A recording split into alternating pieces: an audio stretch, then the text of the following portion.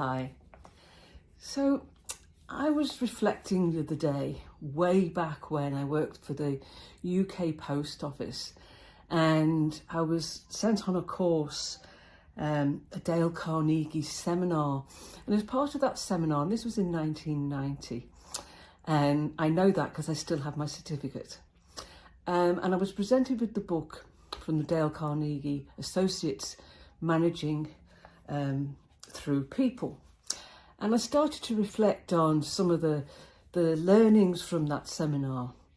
And then I also reflected the fact that Dale Carnegie wrote the now infamous book, How to Win Friends and Influence People, in 1936.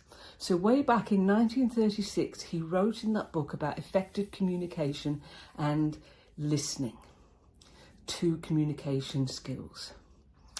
1936.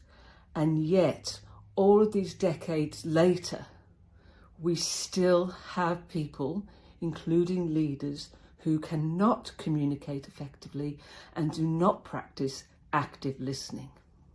And I see this in organisations I go into all the time. And these leaders and people have either read the book and decided to ignore it, or have not read it, or just assumed that because they speak every day and they hear every day, that they're communicating and listening, but they're not. And to be a good leader and a good team member, you must be able to communicate and listen. If you don't listen, you can't empathise. If you can't communicate effectively and listen, you cannot provide direction. If you cannot communicate clearly and concisely, you cannot provide support. You cannot coach and mentor. All of these skills that are critical for leaders to possess are based on the foundation of good communication and listening.